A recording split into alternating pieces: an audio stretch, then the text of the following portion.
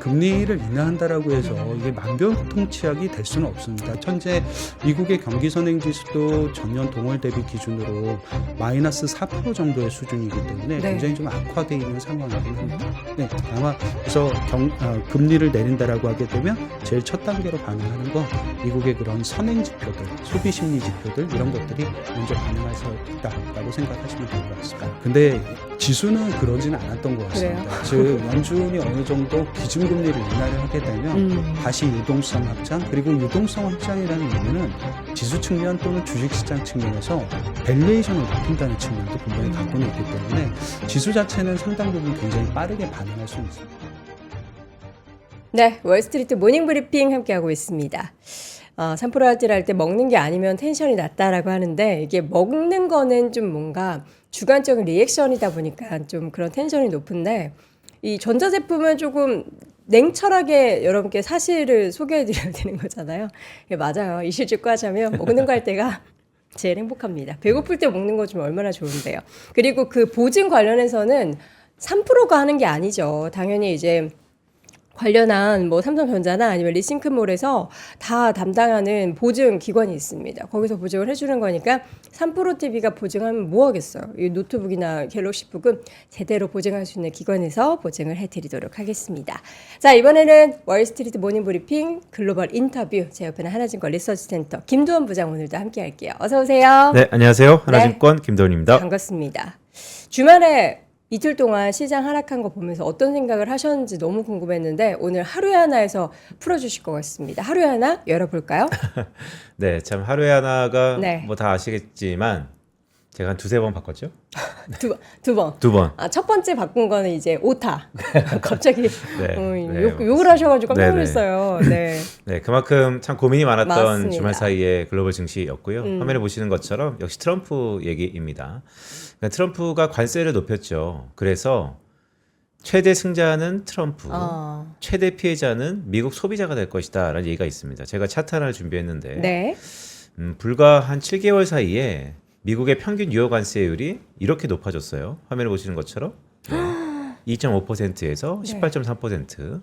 근데 저 오름폭 자체가 1934년 이래 최고. 그러니까 91년 만에 최고. 미국의 소비자들은 가장 높은 유효 관세율을 맞아서 즉 수입 물가와 생산자 물가, 소비자 물가의 상승 압력이 높아질 수 있다. 자, 이런 것들이 간밤에 나왔던 미국의 고용지표 둔화 또한 물가 상승 가장 우려 섞였던 8월이 시작했는데 첫 스타트부터 그렇게 좋지는 않다라는 말씀을 드리고요. 뭐 오늘 뒤에서 이재만 시장 나오셔가지고 다양한 얘기 들려드리겠지만 그래도 저희 하나증권이 8월 달에는 다소 좀 부침이 있을 것 같습니다. 하지만 이런 부침일 때는 좀 더 허리띠를 졸라매고 좀 더 포트폴리오를 강건하게 할 필요가 있습니다라는 말씀을 드렸기 때문에 이번 8월 첫 스타트 어쨌든 불안합니다. 하지만 여전히 도약의 기회로 삼을 가능성 그런 희망도 있다라는 말씀도 드립니다. 자, 이제 우리가 좀 쉬어가는 그런 구간에서는 항상 많은 분들이 이제 나오셔서 그런 얘기를 할 때가 있어요. 공부할 때다. 공부. 예, 공부 제일 싫지만 어쨌든 시장이 지금 우리가 항상 불안해했잖아요. 네. 이렇게 올라도 되나? 이거 사상치고가 괜찮은 거야? 경기 안 좋다며. 근데 뭐야 데이터 보니까 아직은 잘 버티네 하는 그런 구간에서 뭔가 이렇게 조금씩 삐걱삐걱하면서 지수가 하락하고 하면은 한 걸음 좀 물러서서 우리가 이제 그 다음 도약을 위해서 네. 이거 맞나? 네. 저거 맞나 하면서 점검하는 시간. 그래서 오늘도 2부는 보셨죠. 맞습니다. 네. 점검하기 위해서. 네, 사실 말씀하셨던 것처럼 공부 되게 중요한데 네. 이게 공부의 가장 근원은 도대체 왜 떨어지지? 어. 이 왜가 되게 중요해요. 네. 이 왜를 밝혀주실 분입니다. 하나증권 리서치센터에서 하우스비를 만드는 분이시죠. 이재만 실장 모셨습니다. 어서 오십시오. 안녕하세요. 네. 안녕하세요. 반갑습니다. 시장이 지난주 우리 국내 증시도 꽤 많이 한번 흔들렸었고 미국도 정말 오랜만에 1% 넘는 하락을 지수에서 우리가 볼 수 있었어요. 그래서 이제 오늘 그런 얘기를 비롯해서 이재만 실장님이 오늘 가지고 나오신 주제가 총 3가지로 네. 알고 있는데 어떤 이야기인지부터 한번 풀어볼까요? 우선 이제 도표를 잠깐 보면서 네. 말씀을 드리면 우선 지수가 하락할 때는 좀 냉정하게 왜 지수가 하락하는지에 대한 좀 생각이 필요한 것 같습니다. 그쵸. S&P 500 지수가 조정을 받는 이유, 코스피가 조정을 받는 이유가 물론 이제 공통 변수도 있겠습니다만 다른 요인들도 분명히 좀 있을 거라는 생각을 좀 해보실 수 있는 부분이 될 것 같습니다. 네. 그리고 좀 두 번째로 생각할 땐 지수의 가격 조정 이유를 알았다라고 하게 되면 이제 S&P 500하고 코스피가 어느 정도까지 떨어질 수 있느냐도 되게 중요한 문제인 제일 것 같습니다. 궁금해요. 그렇죠. 아무래도 이제 이 흔히 얘기하는 뭐 경기의 침체라든가 스태그플레이션의 우려라든가 이런 극단적인 케이스도 있겠습니다만 약간 극단적인 좀 케이스들을 제외하면 어느 정도까지 조정을 받을 수 있는가에 대한 생각도 좀 필요한 것 같습니다. 마지막 좀 세 번째로 바라보실 수 있는 포인트는 아까 공부에 대한 얘기를 좀 하셨으니까 네. 그러면 이제부터 지수가 하락할 때는 어떤 것들을 좀 사서 기다릴 필요가 있는가에 대한 생각. 공부라는 문제보다는 이게 방어주라는 의미보다는 이럴 때 사두었으면 다음 달 정도에 많이 올라갈 수 있는 것 이런 것들은 어떤 게 될 거냐에 대한 생각이 좀 필요하지 않을까 해서 한 세 가지 정도 주제로 골라서 오늘은 말씀을 좀 드리도록 하겠습니다. 진짜 제일 궁금한 그러니까요. 것들. 가장 궁금한 건데 실장 저 세 번째 보면 지수가 하락할 때 우리는 무엇을 사서 기다릴 것인가? 기다리면 오르나요? 이게 우선 항상 전략을 하다 보면 느끼는 것 중에 하나가 뭐냐면 가장 극단적인 케이스는 좀 고려하기가 쉽지 않다는 부분을 갖고 있습니다. 예를 들면 지금 상황에서 가장 극단적인 케이스가 어떤 게 있을까를 좀 생각을 해보면 예전에 2022년 9월 같은 케이스가 되겠죠.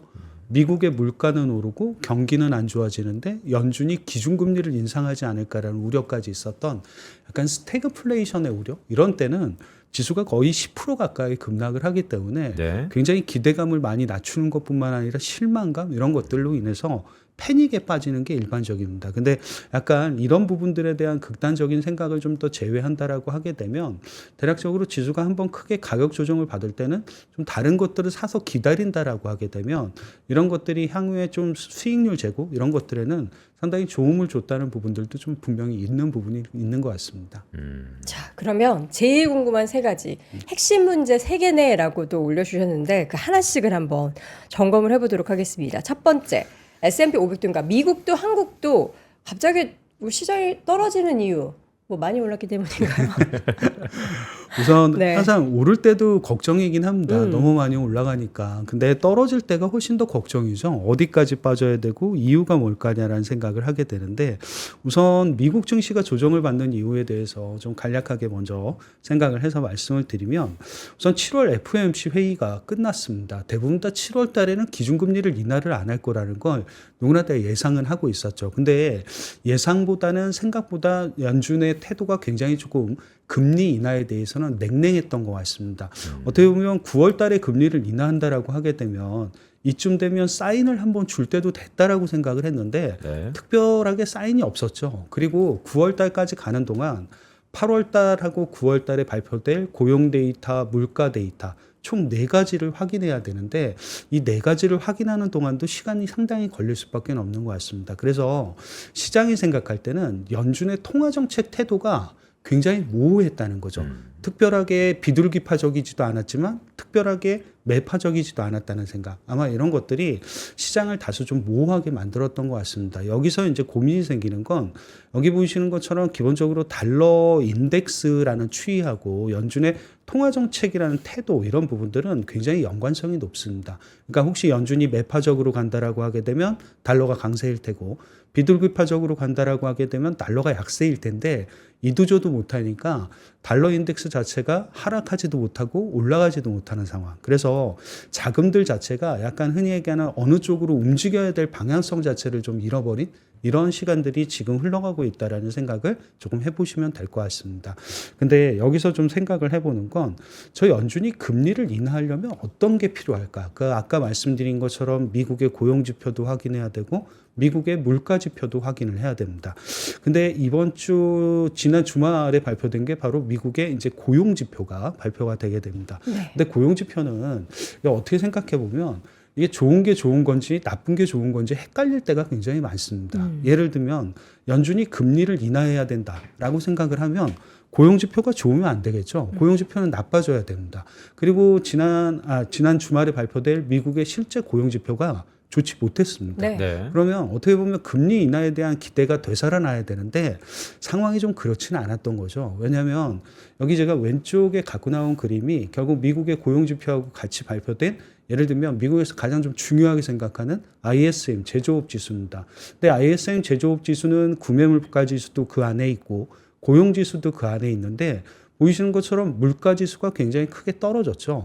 그래서 우리가 생각하는 것처럼 인플레는 크지 않을 거다라는 생각도 할 수는 있겠습니다만 고용 지표, 신규 생산 이런 것들이 악화되면서 혹시 미국의 경기까지 안 좋아지느냐에 대한 우려 이런 것들이 오히려 더 크게 작용을 했던 시기였다라고 좀 생각을 하시면 될 것 같아요.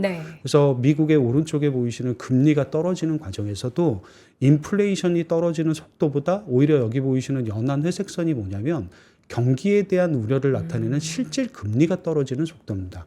훨씬 더 빠르게 떨어지고 있죠. 어떻게 보면 항상 배드 뉴스가 굿 뉴스가 될 수 있다는 그런 생각보다는 지금은 약간 경기가 안 좋아질 수 있다는 거에 대한 우려가 훨씬 더 미국 증시를 크게 짓눌렀던 부분을 갖고 있지 않나라는 생각을 할 수 있는 부분이 될 것 같습니다. 아마 미국 증시가 조정을 받았던 가장 큰 이유가 될 거라고 생각을 하고 있고 한국 증시 역시도 달러가 약해지지 않는다라고 하게 되면 외국인의 자금 이탈 이런 부분들을 생각할 거기 때문에 아마 이런 것들이 첫 번째로 지수 조정의 이유가 될 수 있다라는 부분을 좀 생각해 볼 수 있는 내용이 될 것 같습니다. 네, 이재만 차관님 말씀하셨던 것처럼 간밤에 나왔던 미국의 고용 지표, 또 그 안에 여러 가지 세부 지표들, 더구나 실질 금리가 크게 떨어지는 거, 그러니까 경기가 안 좋다라는 거잖아요. 근데 여기 원천적인 질문이, 자, 그래서 9월달, 12월달 뭐 금리를 인하하면 경기는 좋아지는 겁니까? 다 해결되는 거예요?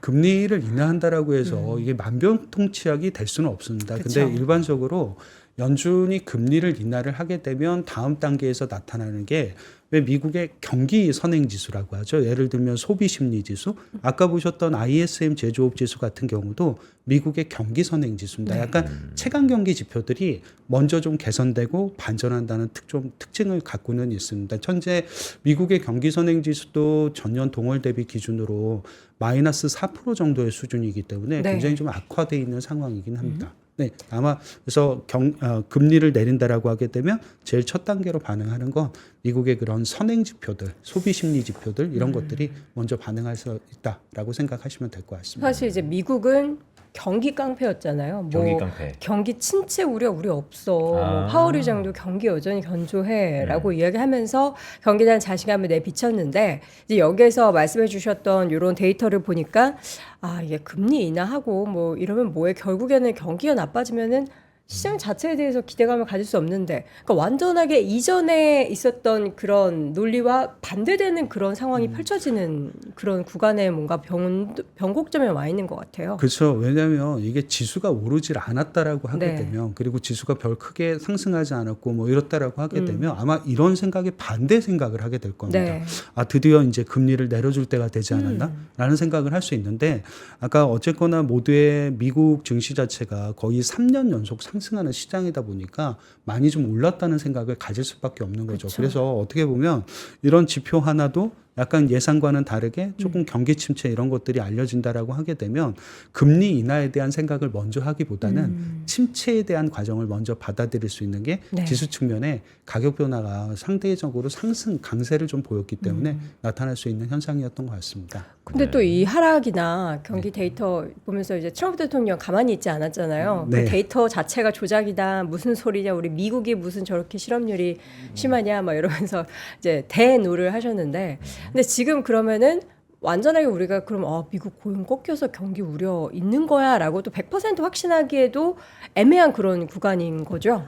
솔직히 경기를 그렇게 쉽게 예측할 수 있다라고 하게 되면 상당히 예측자고 해안이 있다라고 얘기를 하는데 아마 그런 부분들은 좀 쉽지는 않을 것 같습니다. 그래서 지수가 반영하고 받아들일 수 있는 부분 이런 것들은 아마 이제부터 뭐 변동성에 대한 데이터 이런 것들을 갖고 좀 측정을 할 수밖에는 없는 것 같습니다. 그래서 아까 말씀드렸던 흔히 얘기하는 미국의 경기 우려, 기준금리에 대한 인상 이런 것들이 어느 쪽으로 진행이 될 수 있는가에 대한 고민들 이런 것들이 많아질 수밖에 없는 시점이고, 그래서 대표적으로 이럴 때 많이 보시는 지표 중에 하나가 S&P 500 지수도 있겠습니다만 변동성을 나타내는 빅스 지수를 좀 많이 보게 되죠. 근데 이 미국의 빅스 지수 같은 경우는 경험적인 좀 저점이라는 부분, 이런 부분들을 측정을 할 수가 있습니다. 예를 들면 대체적으로 2015년 이후에 미국의 빅스 지수의 평균 또는 저점 이 정도가 대략 한 18포인트에서 15포인트 정도 사이가 가장 낮은 수준이라고 보시면 될 것 같습니다.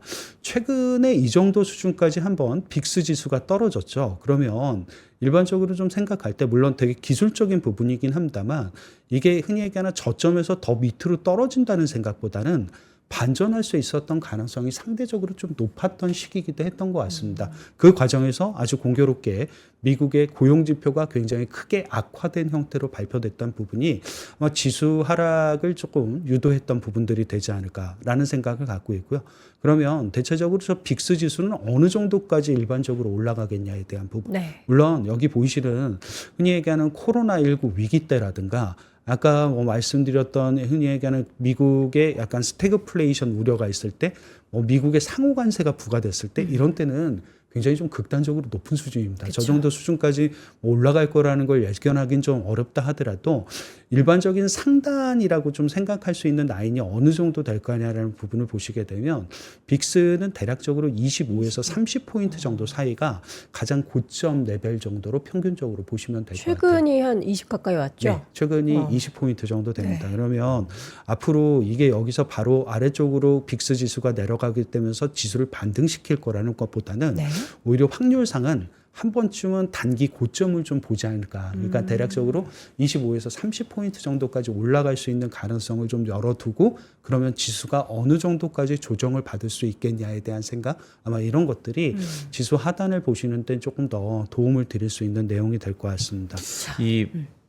그러니까 변동성 지수로 지금 네. 우리가 가장 궁금했던 두 번째 질문이죠. 그래서 S&P 500 코스피는 어디까지 떨어질 수 있는가인 건데 그 내용 듣기 전에 잠깐 궁금했던 게 이 얘기 들으면서 그러면 이 빅스 지수가 올라갈 수 있을 거라고 말씀을 주셨는데 어떤 이벤트들이 앞으로 남아 있는데 그것 때문에 올라갈까요? 우선 약간 이제 물가 지표를 바라보는 시기를 좀 기다리셔야 될 필요가 있죠. 물가 지표는 일반적으로 월 중순에 발표가 되게 됩니다. 아직 좀 시간이 남았습니다. 그리고 이 시간이 가는 과정에서 미국 기업들도 실적 발표를 하게 됩니다. 그쵸. 실적이 좋을 수도 있겠습니다만 분명히 좀 안 좋을 수 있는 기업 또는 현재 실적이 좋다고 그래서 이걸 향후 실적까지 모두 다 좋게 해석하지는 않을 수도 있습니다. 아마 이런 것들 두 가지 정도의 이벤트, 즉 물가 발표가 남았고 기업들의 실적 발표가 남아있다는 부분들이 오히려 저 변동성 지표를 조금 더 지금보다 위쪽으로 끌어올릴 가능성이 좀 있지 않겠냐라는 생각을 해볼 수 있는 이벤트들이 될 것 같습니다. 그러니까 데이터를 통해서 경기가 좀 식고 있다라는 것에 대해서 시장이 느끼면은 그것이 빅스를 끌어올린다. 네.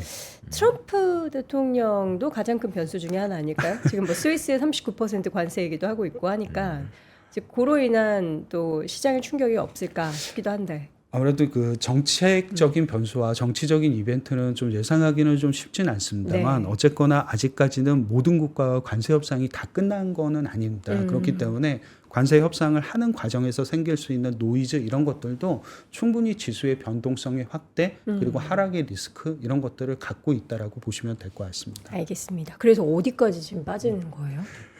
우선 제가 이거를 약간 이제 숫자적으로 이런 접근해서 계산을 할 수 있는 거예요? 말씀을 좀 드리도록 네. 할 텐데요. 빅스 지수는 이제 올라갈 때부터 시작을 해서 지수가 조정을 받는 게 좀 일반적입니다. 네. 아까 말씀을 드릴 때 빅스 지수의 상단을 25에서 한 30 정도로 볼 수 있다라고 얘기를 드렸으면 네. 대략적으로 과거에 S&P 500 지수가 빅스 지수가 20에서 30포인트 사이에서 올라갈 때 지수 조정이 어느 정도 있었는가를 좀 생각을 해보시면 될 것 같습니다. 대략 평균적으로 한 2% 정도의 지수 조정이 발생합니다. 아주 그렇게 보시게 되면 크지는 않은 편이죠. 조정이라고 보기에는 그냥 좀 잠깐 쉬네요. 하루에도 있을 수 있는 충분히 그 지난주 주말 정도에도 발생했었던 네. 일 정도도 여기에 포함이 되게 됩니다. 근데 이제 약간 하단이라는 부분이 워스트 케이스를 일반적으로 좀 상정을 하게 되죠. 그래서 지수가 가장 좋지 않았을 때는 어느 정도 됐을까? 라는 걸 보시게 되면 대략적으로 S&P 500이 한 6% 정도 고점 대비 빠지는 게 보이게 됩니다. 6%면 뭐 버티만 하잖아요. 버티만 해요? 네. 6%죠? 하루에 6% 나오면? 그거는 좀. 하루 6% 사야겠구나. 하루 6% 빡. 다음날 5% 빡. 그다음에 미국대로 10% 빠. 아니야.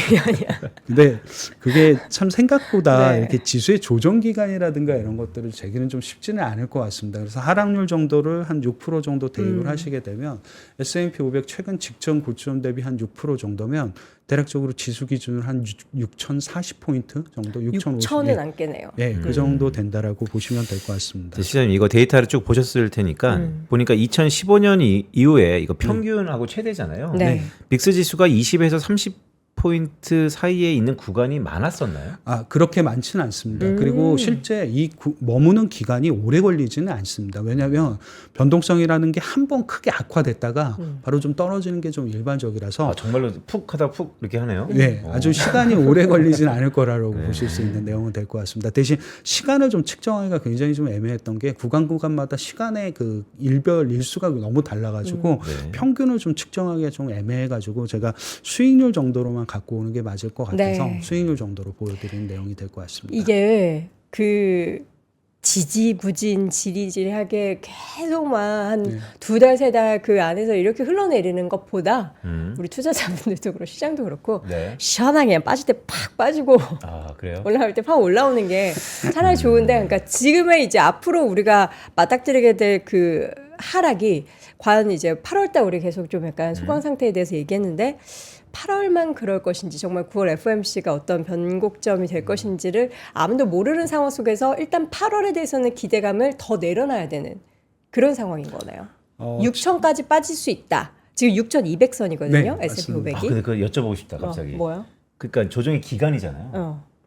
어떻게 얼마나? 돼요? 어떻게 돼요? 그거 기간은? 어떻게 맞춰요? 기간을. 생각하시는 그 시나리오와 있어요? 그런 것도 혹시? 우선 어느 정도 생각을 해둘 수 있는 시나리오가 이제 일반적인 8월 조정에 대해서는 너무 많이 알려진 사실이니까 8월 조정에 대해서는 일반적으로 생각을 한다는 부분 하나. 근데 다만 그 기간에 대한 생각은 일반적으로 조정은 좀 짧게 끝나면 한 2주 안에 끝나는 게 일반적입니다. 한 7월 말부터 8월 한 15일 정도까지 일반적인 좀 실적 발표 시즌 딱 끝나는 그 정도까지가 가장 일반적인 조정의 기간이라고 생각을 하게는 됩니다. 근데 다만 어떻게 보면 지금은 연준에 대한 기대감도 상당 부분 있었던 부분을 갖고 있어서 결과적으로 실제로 금리를 인하해야 지수가 올라갈 수도 있지 않을까라는 생각을 좀 조심스럽긴 하게 됩니다. 그러면 다음 달 중순 정도가 있죠. 연준의 FOMC 회의가 9월 17일 날 있을 예정이니까 그 정도까지가 가장 긴 기간 정도로 생각을 하고는 있습니다. 인하한다고 지수가 과연 오를까요? 지금 보면은 아까 보여주신 데이터 안에서 경기 침체에 대한 그런 데이터들이 나오고 있잖아요. 그러면은 시장은 만약에 이게 정말 부정적으로 가려면 인하하면 뭐예요? 지금 경기가 이렇게 안 좋은데 더 안 좋을 거 아니야? 하는 그런 심리가 또 팽배해지면은 인하해줘도 별로 거봐 진짜 경기 얼마나 안 좋으면 연준이 인하까지 해 이렇게 또 약간 윈도우가 만들어지지 않을까. 근데 지수는 그러지는 않았던 것 같습니다. 그래요? 즉 연준이 어느 정도 기준금리를 인하를 하게 되면 다시 유동성 확장, 그리고 유동성 확장이라는 의미는 지수 측면 또는 주식시장 측면에서 밸류에이션을 높인다는 측면도 분명히 갖고는 있기 때문에 지수 자체는 상당 부분 굉장히 빠르게 반응할 수는 있습니다. 물론 경기가 금리를 내렸다고 바로 좋아지는 건 아닐 수 있어도 지수나 주식시장은 가격 지표와 심리 지표이기 때문에 훨씬 더 빠른 속도로 반응을 한다라고 보시면 될 것 같습니다. 그러니까 말씀하셨던 것처럼 사실 금리 인하를 기다리려면 이제 9월달 FOMC까지 가야 되는데 제가 또 우리 이재원 실장님 또 모시고 있지 않습니까? 8월 잭슨홀이있습니다. 그러니까 8월 말에 잭슨홀. 그래서 저는 8월 중순에 그 이제 물가 데이터 나오잖아요. 근데 그때 만약에 시장이 막 별로 반응 없을 거예요. 분명히 또 데이터 비슷하게 나올 거니까요. 그럼 또 이렇게 약간 지지부진할 때 잭슨홀에서 뭔가 위로든 아래로든 빵 뭐가 있지 않을까. 아까 말씀드렸던 연준의 태도가 지금은 되게 모호하다는 말씀을 드렸죠. 매파적이지도 않고 비둘기파적이지도 않고. 근데 혹시 잭슨홀 미팅을 통해서 혹시 파웰 의장이 갖고 있는 생각이 조금 더 비둘기파적으로 변할 수도 있으니까요. 데이터가 한 달 사이에요? 왜냐하면 데이터가 발표될 수 있는 것들이 충분히 다 있기 때문에 그래서 그런 것들을 보고 조금 더 비둘기파적으로 바뀐다라고 해석을 하게 되면 아마 그것도 금리 인하에 대한 기대를 다시 몰아갈 수 있는 환경이 조성이 될 수 있는 부분은 맞는 것 같습니다. 늘 매해 작년과 재작년에 잭슨홀이 정말 중요했거든요. 위든 아래든. 이번 잭슨홀에는 이제 8월 중순까지 좀 쉬니까 좀 위로 올라가는 그런 뭔가 시그널이 하나 나왔으면 좋겠네요. 바람으로. 자, 그러면 이제 중요한 건 뭘 사서 기다려야 하나. 우리 지금 최근에 M7 너무 좋았거든요.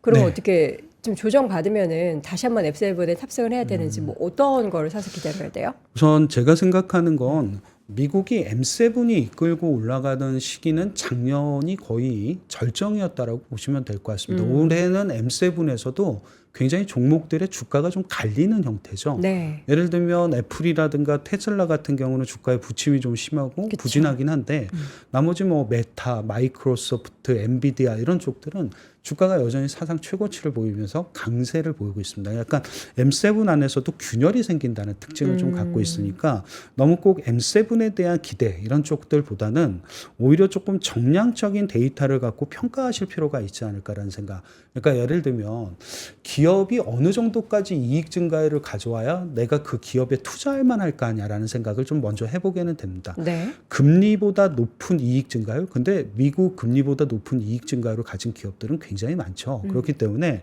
그 금리가 기준점이 된다라기보다는 오히려 해당 기업이 돈을 빌릴 때 조달 비용이라는 게 있을 거고 조달 비용에 대한 흔히 얘기하는 이자와 같은 비율이 생기게 됩니다. 네.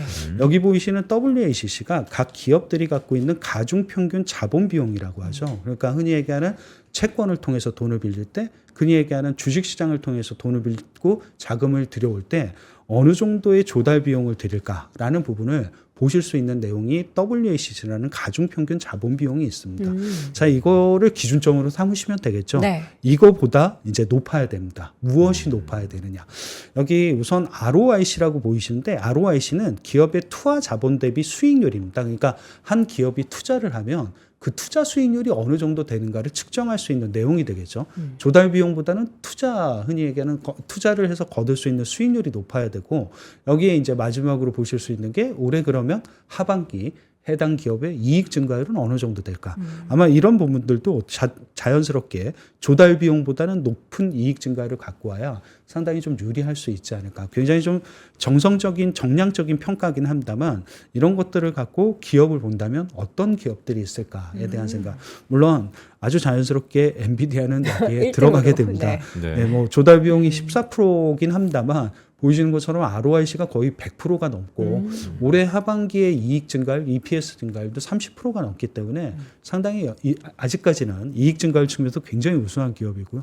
그리고 보이시는 아마존과 여기 보이시는 메타 이런 기업들도 사실상 보게 되면 조달 비용을 다 커버하고도 남을 정도의 수익성과 이익 증가율을 갖고 있다는 특징을 보시게 될 것 같습니다.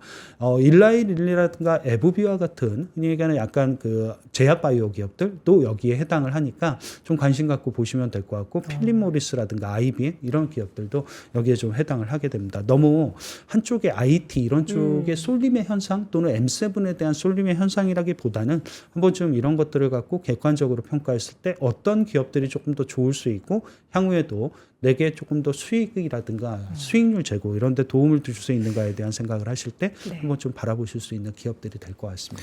여기 보니까 하반기에 추정치가 세 자릿대가 있네요. 인투이티랑 부킹홀딩스. 그렇죠. 네. 이런 기업들은 저도 그거 먼저 봤어요. 상반기가 워낙에 낮은 이익 증가를 갖고 상대적으로? 있었습니다. 그래서 우리 그 흔히 얘기하는 기저효과라고 하죠. 베이스 네. 이펙트가 굉장히 좀 강한 기업들로 보시면 될 것 같습니다. 다만 그 기업들을 보실 때도 여기 보이시는 ROIC 같은 경우는 투하자본 대비 수익률이 연간 데이터이기 때문에 상대적으로 꾸준히 좀 높다는 특징들도 갖고 있습니다. 예를 들면 부킹홀딩스가 자본 조달 비용이 10%인데 ROIC 투하자본 대비 수익률이 50%가 좀 넘죠. 약간 이런 기업들은 여전히 수익성이 좀 좋을 수 있는 기업들로 평가를 하실 수 있는 내용이 될 것 같습니다. 이익 증가율이야 그때 연도의 특성마다 좀 다를 수는 있겠습니다만 좀 이런 것들도 보실 수 있는 하나의 내용들, 아이디어는 될 것 같습니다. 근데 이런 기업들의 주가의 레벨 같은 거는 중요하지 않나요? 근데 이미 주식시장 자체가 네. 지수가 많이 올라왔기 그쵸. 때문에 해당 기업들도 이미 주가가 오른 기업들이 상대적으로 많기도 합니다. 맞아요. 그리고 참 말씀드릴 때 강세장일 때 주가가 안 올랐으면 그 기업 자체에 대한 관심이 거의 없다는 의미이기 때문에 좀 그런 너무 이렇게 흔히 얘기하는 가격 지표, 가격이라는 게 주가가 되겠죠. 주가에 너무 함몰되시기보다는 오히려 그 기업이 갖고 있는 성장성이라든가 수익성 이런 것들을 조금 더 냉정하게 측정하실 필요가 있는 시기가 되지 않을까라고 보고는 있습니다. 주가보다는 기업의 본질을 봐라 이런 말씀 주셨는데 네네. 순서는 뭐예요? 이거는 순서는 시가총액 순서입니다. 시가총액 예. 순서. 나는 또 우리 또 이재명 실장님의 선호? 선호 종목, 최애. 탑픽 종목 순서인 줄 알았습니다. 아마 탑픽 예. 종목을 이렇게 마음속에서 고르라면 메타라든가 이런 기업들이 가장 어, 높게는 올라갈 거는 같습니다. 메타가 지금 정말 최고치를 계속 경신하지만 그렇죠. 그리고 이게 결국 AI의 발전이라고 함의 의미는 AI를 활용을 해서 매출을 높일 수 있는 기업들, 뭐 네. 이런 기업들을 아마 나중에 많이 찾으실 겁니다. 지금은 AI, B2B 이런 기업들도 많이 뜨죠. 예를 들면 엔비디아라든가 이런 쪽들. 결국 근데 소비자를 향해 돈을 벌 수 있는 기업들이 가장 좋을 것 같아서 저는 AI, B2C 관련 소프트웨어 기업들이 향후에도 성장성은 가장 좋을 거라고 생각 가지고 있습니다. 메타 진짜 얼마나 하반기에 더 오를 수 있을까 저 제일 궁금하거든요. 왜냐면 상반기에도 이게 안 오른 게 아니기 때문에 맞아요. 메타의 그 수익성이 과연 3분기, 4분기 얼마나 찍힐 것인가 또 그에 따른 주가의 상승 저희가 하반기에 메타 우리 그때 여름에 살 걸 뭐 이런 얘기를 하게 되는 날이 오게 될지 여러분 계속 여러분 메타도 한번 관심 가져보시기 바랍니다. S&P 500 뭐 미국은 그렇다 손 치고 우리나라는 또 하락하는 이유가 또 좀 다르죠. 예, 네. 지난주 시장이 4%나 하락하고 지금 주말 사이에 또 그거 뭐 다시 올려주겠다 뭐 이렇게 조정하겠다. 원복. 아니 이거는 뭐 하자는 거 정책 결정자분들이 이러시면 안 되죠. 그러게요. 이게 네. 한국을 바라보는 시각은 굉장히 연준의 금리나 이런 것도 중요합니다. 그래야지 달러가 약세가 될 거고, 그래야지 외국인은 더 사줄 것 같고, 네. 당연히 그런 것들은 굉장히 중요한데 한국은 내부적으로 갖고 있었던 기대감이 굉장히 큰 게 다른 게 있었죠. 그러니까 흔히 우리가 알고 있는 세법 개정, 그래서 세법 개정의 가장 주요한 내용들, 예를 들면 우선 세법 개정의 가장 중요한 핵심 포인트는 결국 배당 소득에 대한 분리과세였다는 생각을 가지고는 있습니다. 여기 보이시는 데이터가 이제 과거에 정부마다 갖고 있었던 배당 소득에 대한 최고 세율들입니다. 물론 이제 종합과세에 포함되어 있었던 세율들이기도 합니다만 현재 그 최고 세율이 45% 정도 됩니다. 근데 45%가 원래 원안대로 하게 되면 분리소득을 하게 되면 25%로 최고 세율이 낮아질 거라고 생각을 했었죠. 근데 발표된 거는 좀 달랐죠. 최고 세율이 35%로 발표가 되게 됩니다. 여기 이제 농특세 포함하면은 39% 가까이 되는 거죠. 맞습니다. 그리고 보이시는 대주주 기준도 은근히 좀 기대감을 갖고 있었죠. 근데 대주주 기준 역시도 원래 50억 원이 대주주 기준이었는데 네.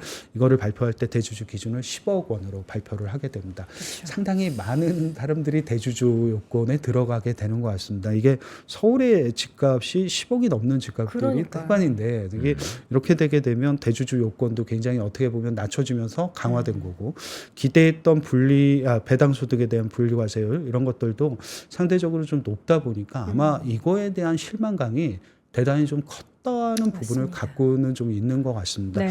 시장이 상당히 기대를 많이 했고 한국 시장을 번화시킬 수 있는 가장 긍정적인 요인이었다라고 보는 부분들이 소멸이 되다 보니까 나타났던 현상으로 좀 생각을 하시면 될 것 같습니다. 근데 네.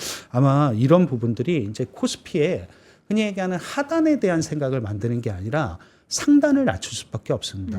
흔히 얘기하는 세법 개정이 안 됐다라고 해서 코스피가 무너지거나 그렇지는 않습니다. 기업은 그리고 지수는 일반적으로 이익을 갖고 보는 거기 때문에 이익이 무너지지 않는데 굳이 뭐 코스피가 무너진다 이런 얘기까지 드리려고 했던 게 아니라 상단을 낮추게 되겠죠. 그러니까 여기 저희가 갖고 나온 그림은 저희 쪽에서 제시를 했던 코스피의 두 가지 시나리오입니다. 하나가 베이스 시나리오고 또 다른 하나가 베스트 시나리오였습니다. 근데 베이스 시나리오하고 베스트 시나리오의 공통점은 기업들의 이익이 지금보다 증익한다라고 생각하진 않았습니다.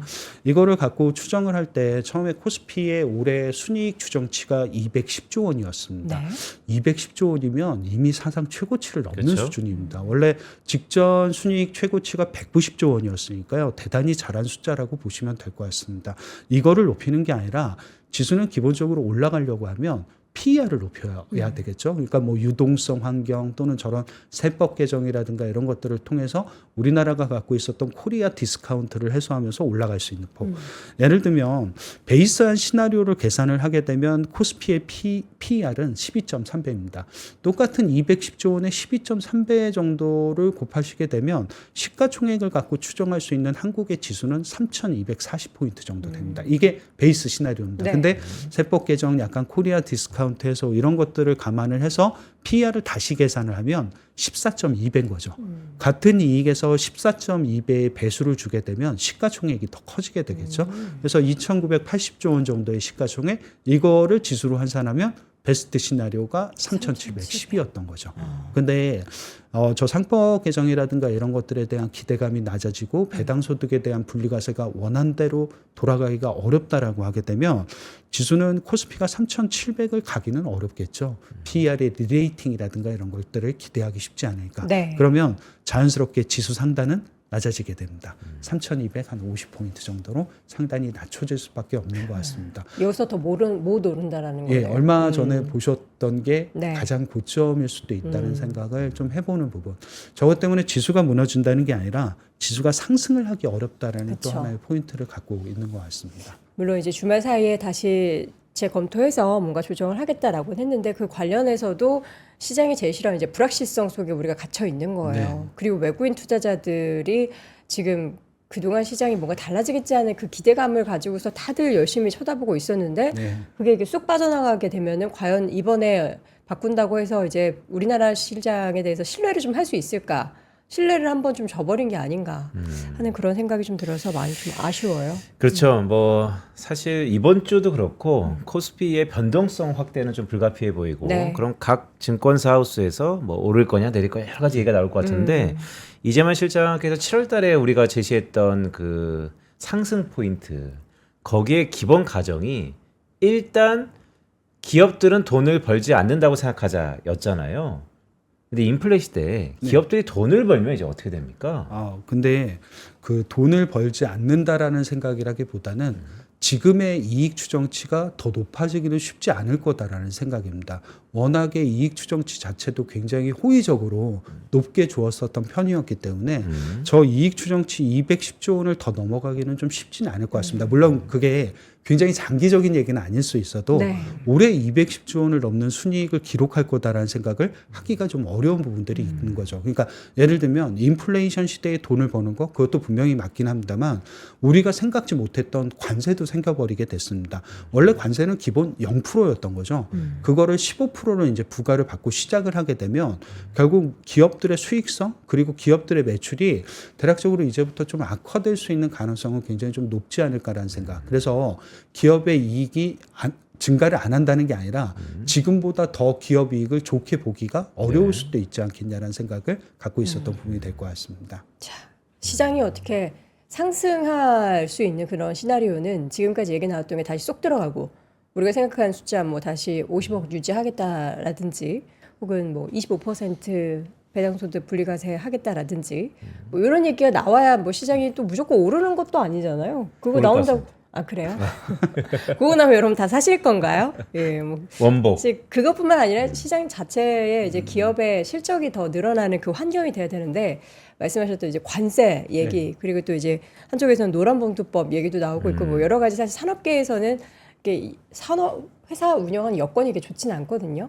그 사이에 오를 만한 시나리오 어떤 걸 가장 많이 생각하십니까?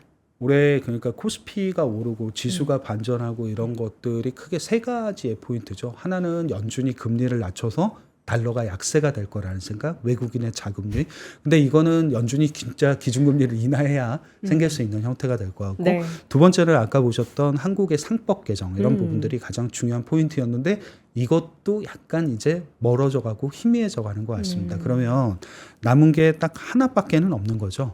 기업의 이익이 남아 있습니다. 즉 기업의 이익은 제가 그림을 보면서 잠깐 말씀을 드리면 올해 이익 추정치가 처음에 대략적으로 6월 말에 코스피 순이익 추정치 아까 210조 원을 말씀을 드렸습니다. 네. 현재는 추정치가 좀 하향 조정됐죠. 당연히 그럴 수밖에 없고 그래서 205조 원까지 추정치가 하향 조정되게 됩니다.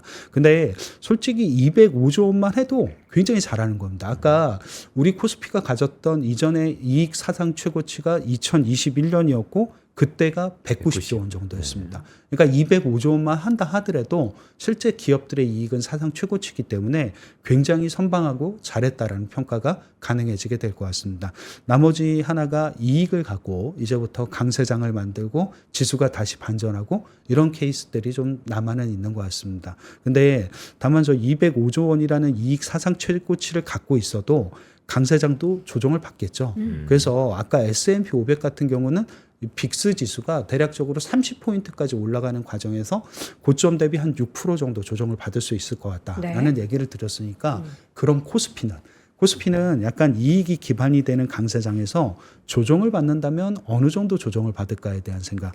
물론 할까요? 이건 과거의 경험의 데이터들이기도 합니다만 네. 그림을 잠깐 보시게 되면 과거 강세장들, 물론 코스피 강세장은 모두 다 이익이 사상 최고치를 경신했던 강세장이기도 했습니다.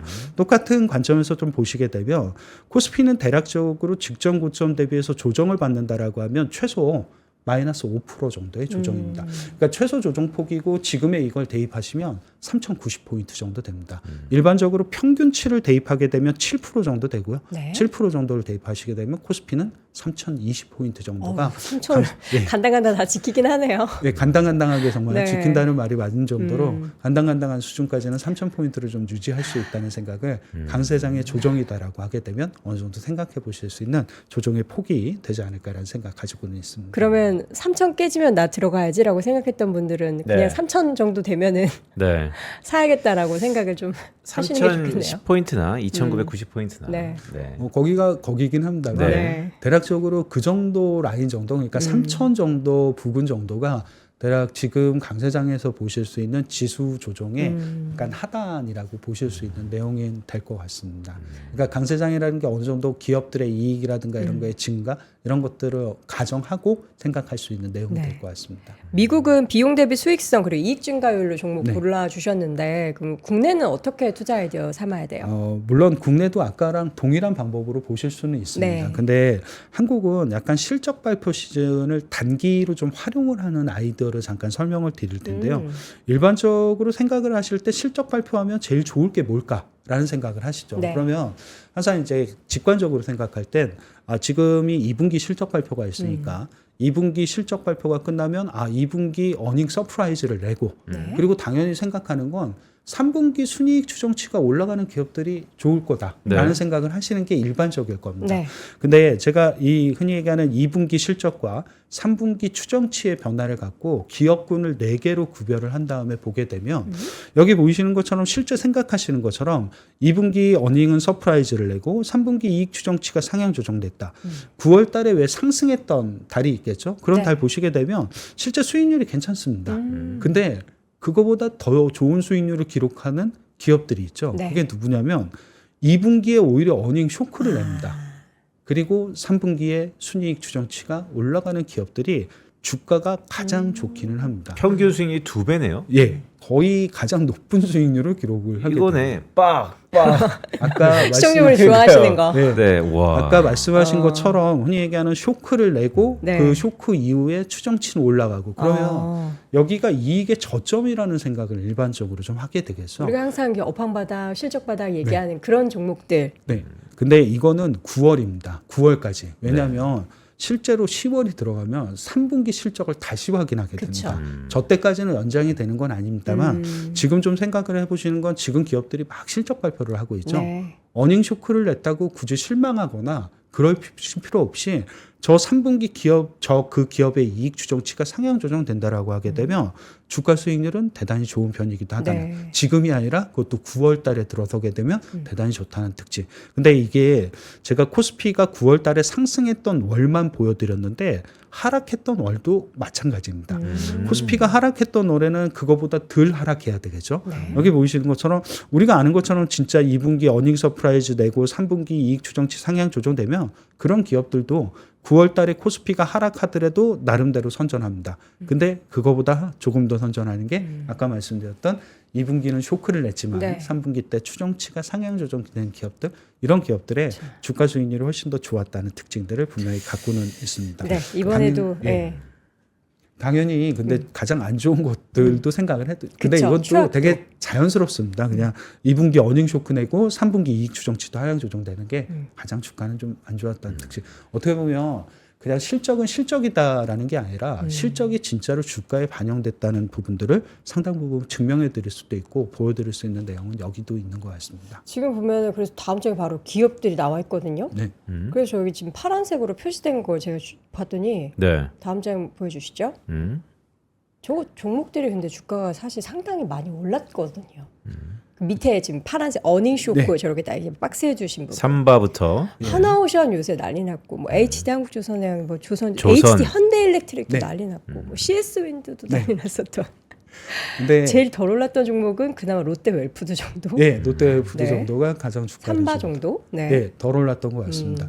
근데 물론 주가가 덜 오를 기업들에 관심을 가지실 수도 있는 방법인 것 같습니다. 네. 근데 다만 이제 삼바는 좀 어느 정도 거래 존지라든가 이런 것들이 지금 예정이 되어 있기 때문에 분할 때문에 그리고 롯데웰푸드 같은 경우는 약간 지금의 주도 업종과는 좀 거리가 먼 주식이기도 하죠. 실제적으로는. 그래서 약간 그런 것들이 좀 소외를 만들어냈다는 생각을 갖고 있는데 네. 혹시 이런 기업들 자체가 주가가 많이 올라서 못 산다라는 의미 쪽으로 해석하기보다는 네. 오히려 지금보다는 9월 달에 한 번 더 주가가 올라갈 수 있다는 관점들을 좀 생각을 해 두실 필요는 있으실 것 같아요.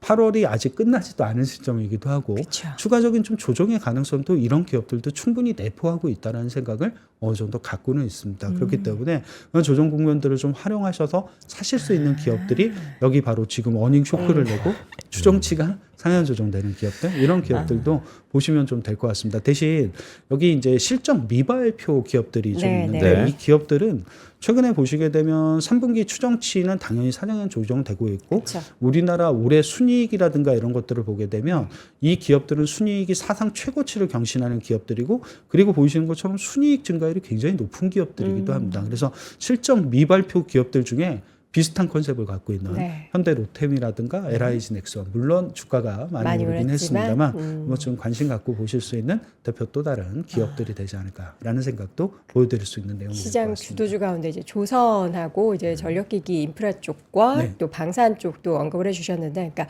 시장이 조정을 받을 때는 많이 올랐던 종목이 더 많이 빠질 수도 있죠. 그런데 네. 거기에서 우리가 이제 줍줍 할 수 있는 그런 종목군들이 저런 종목들이다라는 것을 힌트를 주신 겁니다. 안 빠졌으면 좋겠긴 하지만 또 이제 빠지게 되면 그걸 또 기회로 삼아보는 그런 전략을 아무래도 여름 그리고 가을 정도까지 할 수 있지 않을까라는 생각이 드는데 부디 이제 오늘 지난주에 왠지 네. 떨어진 거 다 회복할 것 같기도 하고 말씀드렸잖아요. 밀리면 산다. 네. 예, 알겠습니다. 자, 오늘 우리 이재만 실장님 약간 빨간펜 선생님처럼 네. 시청자분들이 궁금한 거를 탁탁 집어가지고 그 방법까지 또 제시해 주셔가지고 그러니까요. 너무 감사드립니다. 다음 주 월요일도 여러분 기대해 주시기 바랄게요. 하나증권 리서치센터 글로벌 투자 분석실 이재만 실장 함께했습니다. 고맙습니다. 감사합니다. 자, 오늘도 월스트리트 모닝브리핑 함께 하셨습니다. 이렇게 또 시장이 들쑥날쑥하고 막 이럴 때는 그냥 어딘가로 훌쩍 떠나고 싶다라는 생각이 드시는데 그래도 또 당장 떠날 수는 없다. 그러면 추석 연휴 때를 한번 공략을 해보시기 바랍니다. 저희가 미국 투어 8기 모집을 하고 있는데요. 이번에는 그냥 투자 관련한 그런 여행이 아니고 문화를 여러분들이 향유할 수 있는 그런 투어를 준비했습니다. 7대 뮤지엄을 쫙 돌아볼 수 있는데 그냥 돌아보는 것도 아니고요. 전원근 교수님의 도슨트까지 함께 하시면서 여러분들이 꼭 한번 인생에 한 번쯤은 경험해 볼 만한 그런 여행 투어 준비하고 있습니다. 자세한 사항은 영상 하단 링크 참조해서 일정과 또 커리큘럼 확인해 보시기 바라겠고요. 저희는 내일 오전 6시에 다시 돌아오겠습니다. 여러분 오늘도 고맙습니다. 고맙습니다. 전원경 교수님과 함께 미국과 필라델피아를 누비며 세계 7대 미술관을 모두 관람합니다. 관심 있으셨던 분들은 조금 서두르시면 좋겠네요. 영상 아래 링크에서 자세한 내용을 확인하세요.